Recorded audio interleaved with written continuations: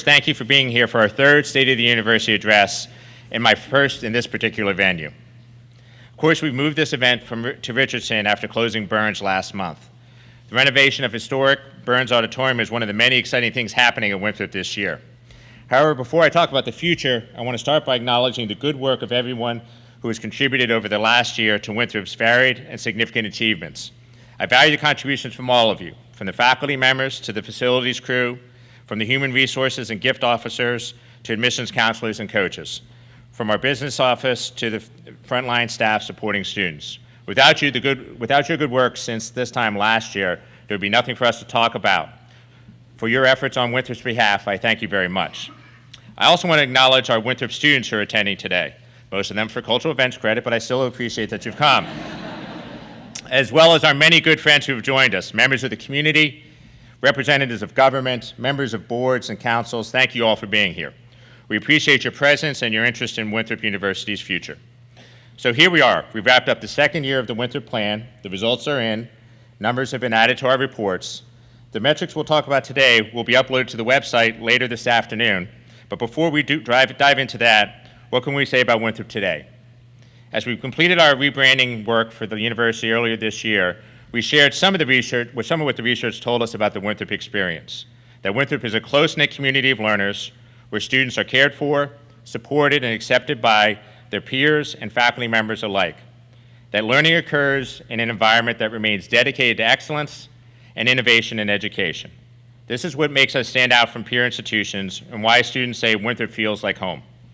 I would now like to share with you a short video that our communications and marketing team have created that refines some of the messaging, and we've been incorporating it into our outreach with prospective students and their families. At Winthrop, we're a family. Like a family, we don't all look alike.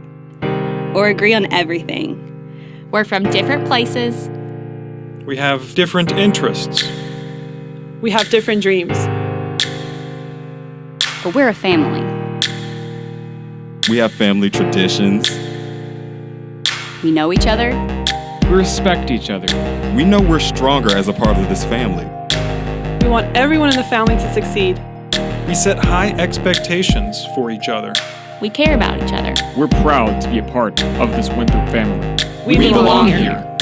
You belong here. Visit today to see how you fit in.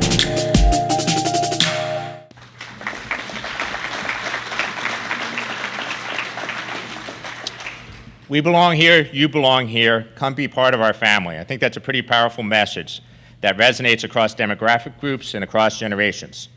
While the experience we offer is certainly one of the brightest points of pride, there are others that we have accomplished over the last year, and I'd like to highlight a few of those now. First, Winthrop University ranked 8th among Southern public universities in U.S. News & World Report's latest edition of America's Best Colleges.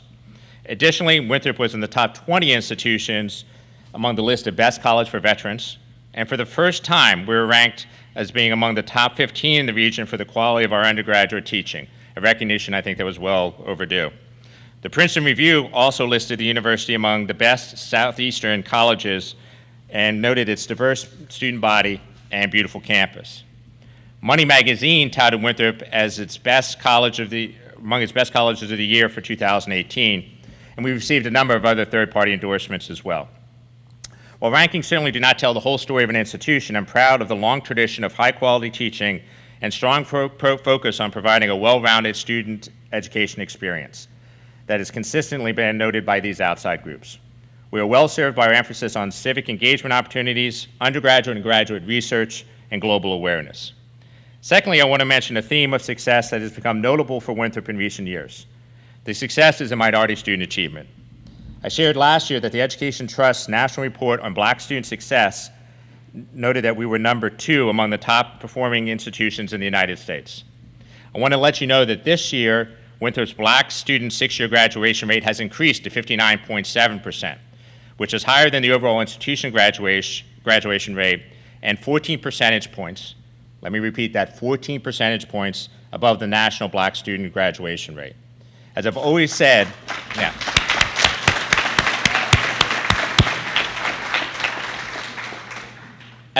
the path to graduation involves hard work and dedication from our students, combined with strong support from our faculty and staff, So this is something that we can all be proud of.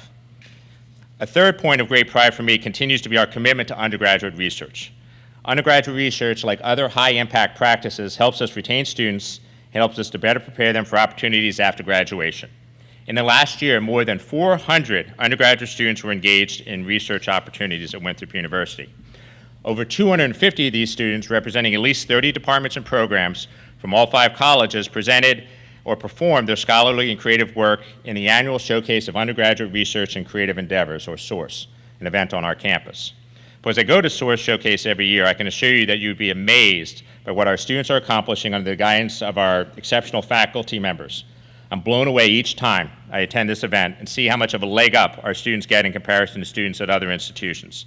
This is, again, an achievement that requires significant institutional commitment, but I cannot think of anything more deserving of our support than experiences that set our students apart from those of their peers when we send them into their careers and their future educational pursuits. On that latter point, preparation for graduate school, I would like to mention Winthrop's Ronald E. McNair Post-Baccalaureate Achievement Program, or the McNair Scholars. This program serves first-generation, low-income, and underrepresented undergraduates and prepares them to be successful in PhD programs. This year, we received our third of 5 rounds of funding from the U.S. Department of Education for the program. In total, is more than $1 million. Winthrop is receiving to help have a lasting impact on these students. Last spring, one of the McNair Scholars, LaRaven Timoni, was one of a few students in the country to receive the prestigious National Science Foundation Graduate Research Fellowship. She was also able to graduate from Winthrop in just 3 years. I am very proud of this program and the outstanding students like LaRaven that it serves. You can applaud now.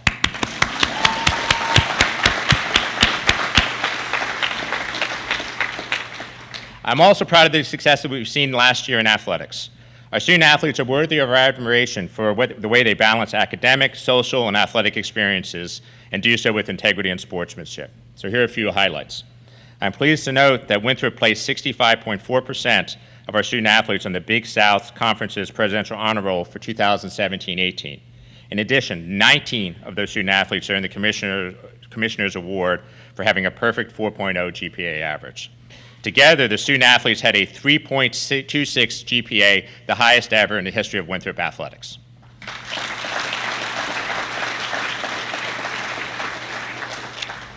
Our women's tennis team finished its season as Big South champions for the 20th time and earned the program's first opening round victory in the NCAA tournament by defeating Auburn. Doubles partners Megan Kaufman and Lauren Proctor, who were ranked 23rd nationally and advanced to the quarterfinals of the 2018 NCAA Division I Women's Tennis Doubles Championship. Lauren was voted the Big South Conference Female Student Athlete of the Year and earned the conference's Women Player of the Year in women's tennis for the 3rd consecutive time. Women's tennis coach Sid Cavallo took the Conference Coach of the Year honors for the 10th time in his career. The men's tennis team also had an undefeated season in conference play and won the regular season title. Lacrosse standout Catherine Judge was named Big South Conference's Woman of the Year. Track and field standout Cormel Brave earned the Big South Conference's indoor and outdoor long jump championship titles and finished 28th in the East Preliminary Championship. He is Winthrop's first male jumper to qualify for the regional. Runner Olivia Paxton took the conference's 10K championship title, while Jalen Hodges claimed both the indoor and outdoor titles in the high jump. These highlights are just a few examples of the things that happened last year as we undertook year 2 of the Winthrop Plan. We'll get to several more as we talk through the goals and results over the last year. Each year we aim to make progress as we work towards 2025. We must evaluate our reputation as an institution, or elevate our reputation as an institution, and we must undertake initiatives that will help our other institutions see what is possible. We seek to be a model for others of best practices and what works efficiently and effectively. Our work has been guided by 5 strategic plan action groups that have provided leadership and coordination in developing and monitoring initiatives in the Winthrop Plan. Each is chaired by a vice president and includes faculty, staff, and student representation. Approximately 75 members of our community are working collaboratively, engaging in spirited discussions, and suggesting new ideas and modifications. I appreciate the leadership of all of those who are involved with participating in these groups.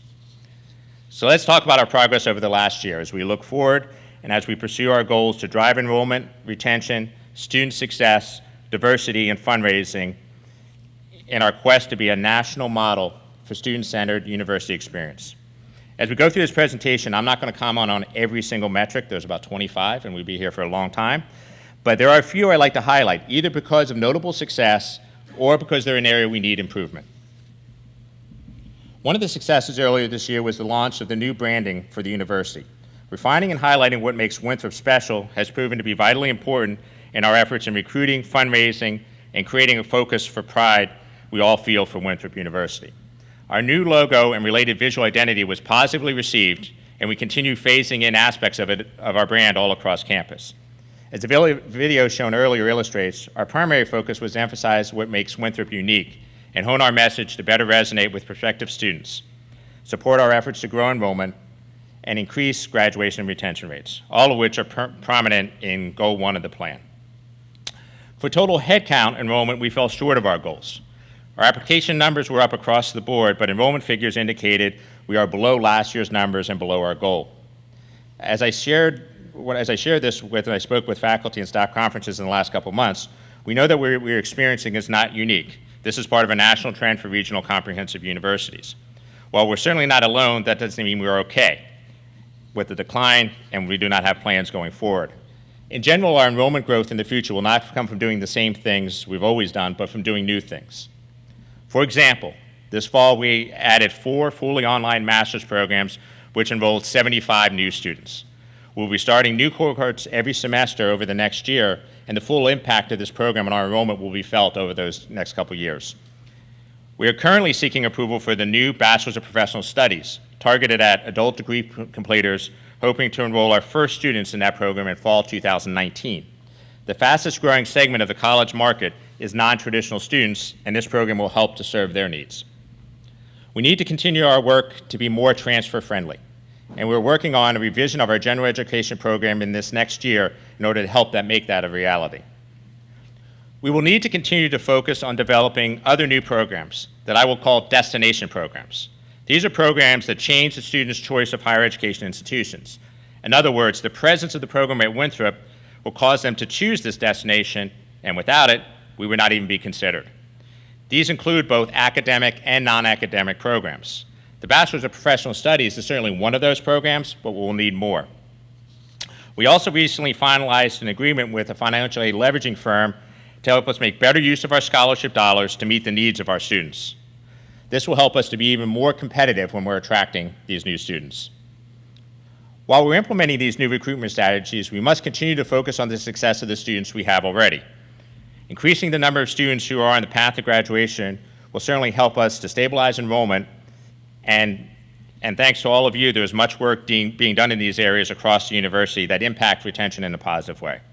While our retention rate continues to exceed that of similar institutions and our retention rates of the past, there's still plenty of room for improvement, and we're currently examining some new options that will allow us to improve our targeted strategies for retention.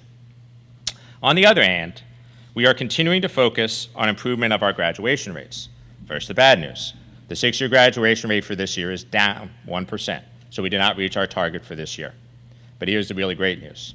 We already know that the 6-year graduation rate for next year will exceed 60% for the first time as far back as we've tracked this. We know this because the 5-year graduation rate for that cohort is already 60%. Means we've already passed it, and we can't do any worse than that. Given the number of students already enrolled, we may be even as high as 63%. This will exceed our 2025 target. Our 2025 target was 60%, so we're going to have to increase our goal in this area because we're doing better than we thought we were, much faster than we thought we were. So that also deserves a huge round of applause for our students, faculty, and staff who contributed to that. Moreover, there's even more good news. We have seen significant improvement in our 4-year graduation rate over the last 3 years. It has actually improved by 7.7 percentage points. Again, this is an area where we're exceeding the success rate of similar institutions. Also, I should note, improvement in this area has had some impact on the enrollment numbers I cited earlier. We have fewer students this year because fewer students are returning because they graduated. But that's good news. This is the type of hit on our enrollment that we should celebrate because this is our goal. More students to graduation as quickly as possible. And we're happy we're doing better than ever in this area. We continue to do well in attracting diverse students to our campus. While we fell just short of our diversity goal for this fall, it still exceeds the average in the state. Moreover, the diversity of our freshman class increased again this fall, indicating growth in the overall percentage in the future. One example of our efforts over the last year is the implementation of the Winthrop Kaleidoscope Multicultural Perspective Student Visit Day, which is designed for high school sophomores and juniors to get an up-close look at what life is like for students of color on our campus.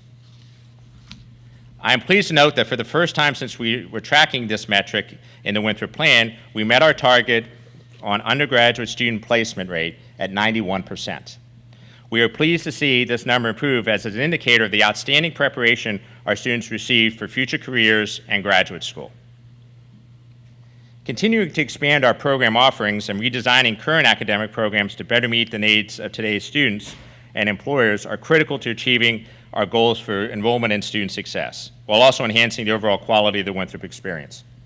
As you can see, we exceeded our target for the number of new and substantially redesigned programs in support of institutional goals. Over the last year, the academic area has been busy developing new programs, concentrations, and minors. The following are new and being offered or have cleared all the approvals: an EDS and MED in educational leadership, an MS in sport and fitness administration, an MBA concentration in sports marketing and revenue generation, a BA concentration in music technology, and BS in human nutrition concentration in chronic disease prevention, and new minors in communication studies, film and content production, financial planning, and Spanish for law and the helping professions. In addition, Winthrop, the Citadel, and Coastal Carolina joined Clemson to form the Consortium for Innovation Educational Practice, which allows students graduating from our new EDS in education leadership to meet all the prerequisites for Clemson's Doctor of Education in a path to a terminal degree for our graduates, which will speed up their time and completion and allow them to benefit from online and hybrid programs.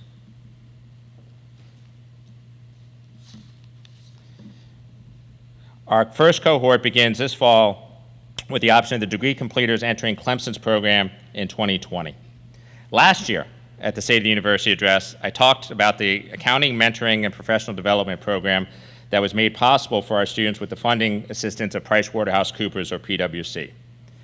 This is a competitive program aimed at students who are underrepresented in the accounting field and provides a significant leg up to those who dream of a career as a certified public accountant. I am pleased to update you on this program and indicate it has doubled in size over the last year, which means twice as many accounting students are benefiting from the professional development sessions, tutoring, cohort accounting classes, access to CPA exam review materials, ongoing scholarship support, and externship invitations, as well as a PwC mentor. This is an example of a program that can be modeled to other schools across the country. Over the last year, we have continued our commitment to global and community engagement, which is a vital part of Goal 2 initiatives. A course created by the International Center for Study Abroad has been nominated for a national recognition with the Forum on Education Abroad. Closer to home over the last year, faculty and staff broadly participated in drafting the Knowledge Park Action Plan that will guide the development in the corridor connecting our campus to the downtown. Under development for a number of years, Knowledge Park is a multifaceted project meant to transform Rock Hill as a walkable urban business district and a way of reinvesting in the original heart of Rock Hill. Winthrop will be included in a number of activities related to the development of Knowledge Park, including lab space for our exercise science program in the Lowenstein building opening in 2019.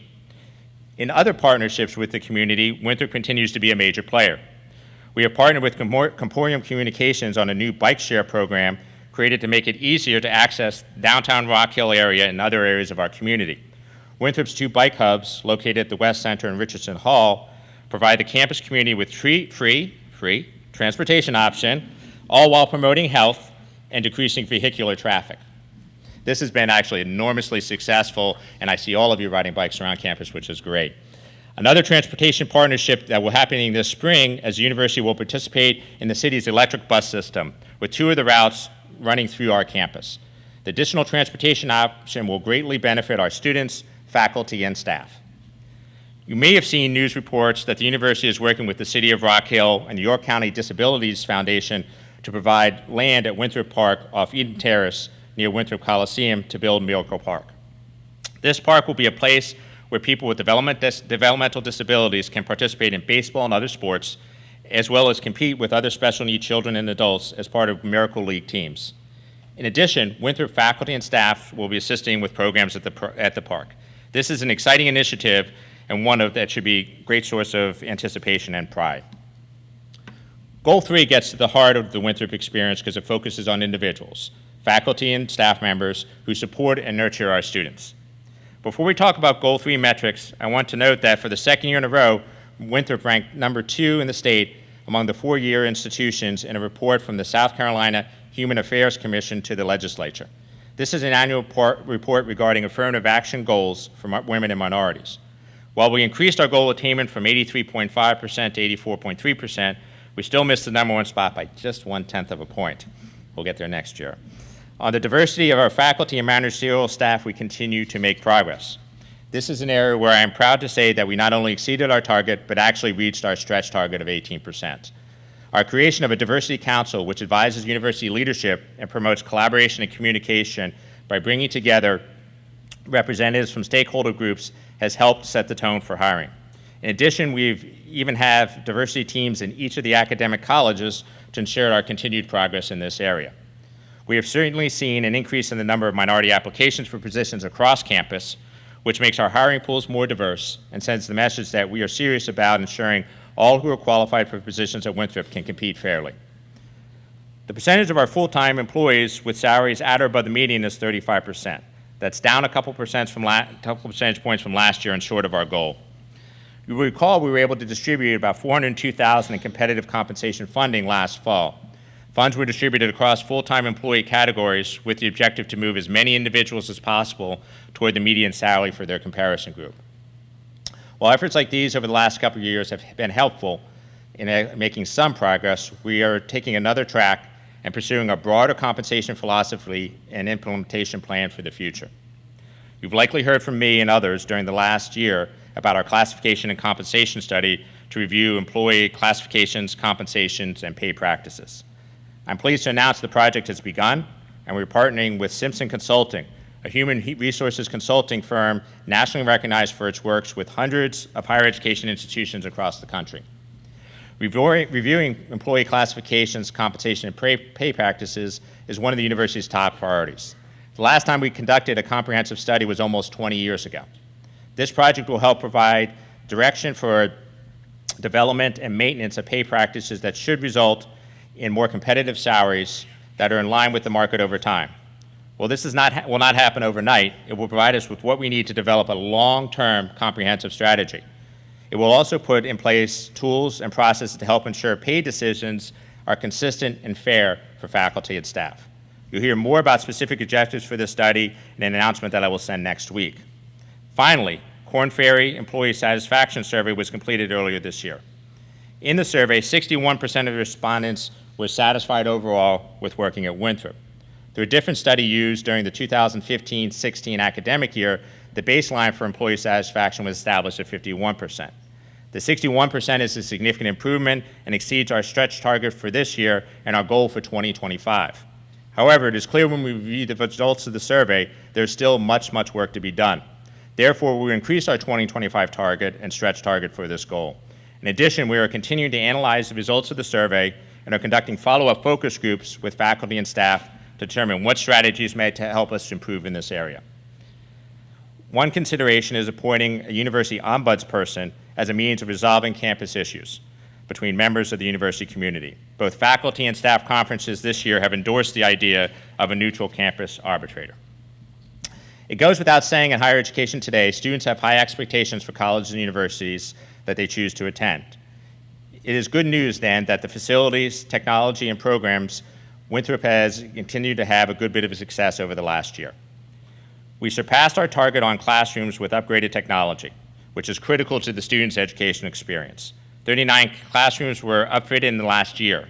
Perhaps the most unusual initiative was the mobile computer lab developed in Thurman that is equipped with 30 laptops and can be used throughout the building. We exceeded our stretch target on the number of online and hybrid programs with 7. Growth in this area is important as we continue to serve prospective and continuing students who need these course options because of their individual life circumstances. While figures on facility expenditures indicate we are a little short of our target and are at $13.1 million, frankly, some of that is related to small delays in projects that are currently being undertaken. We thank the legislature for funds to complete a number of important projects, as well as roof repairs for Thurman and Dinkins, the $4.5 million Burns project, and $3.3 million we received this year that will be allocated to several new projects. I have said from the beginning that the success of the Winthrop Plan ultimately rests on ensuring positive financial position for the institution. Financial stability and effective fundraising operations are critical as we look towards our 2025 goal of becoming a national model for a student-centered university experience. One of the measures we track as an overall indicator of fiscal well-being is the university's debt ratio, or the total institutional debt to total assets. The lower the number, the better.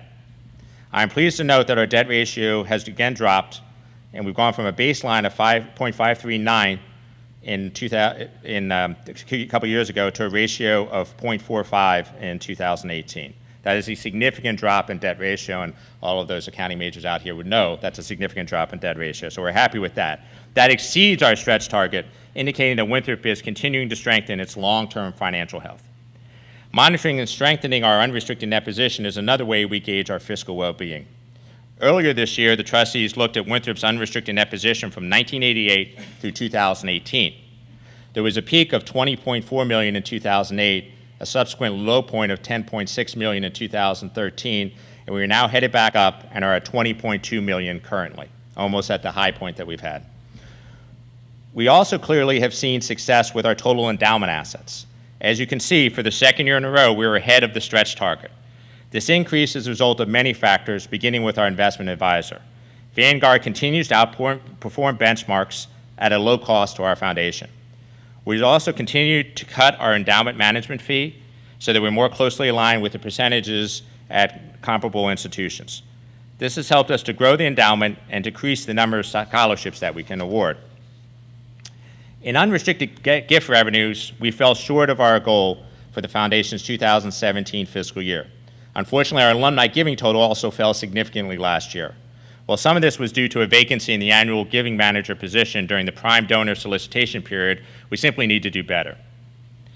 We hope a new giving option, the Winthrop Leadership Society, will help turn those revenues around this year and in the future. This society recognizes donors who pledge annual gifts to Winthrop in one or multiple gift areas for a 5-year period. Since it began, approximately 51 donors have made pledges through the Winthrop Leadership Society. All of us who've made pledges believe this is important for Winthrop's present and future and will significantly improve our financial stability going forward. So far, we've raised almost as much last year for the annual fund, this year as we did last year for the annual fund, but we're just entering the most important period for any annual giving program, which is the last 90 days. Through our continued solicitation of Winthrop Leadership Society members, upcoming phone-a-thon, and other solicitation efforts, we can well exceed last year's performance and reach this year's goals. However, we need the support of our alumni and friends. Every gift, no matter how large, makes a difference. It makes a difference in our giving rates, our annual fund total, and most importantly, in our efforts to provide scholarships and other support to our students. So when you get those notices and requests for money, please give. We also exceed our target and stretch target for student scholarships. It is critical that we provide support necessary for our students. So many of them still struggle financially. 45% of our students are Pell eligible, and most of our students are currently receiving some scholarship support.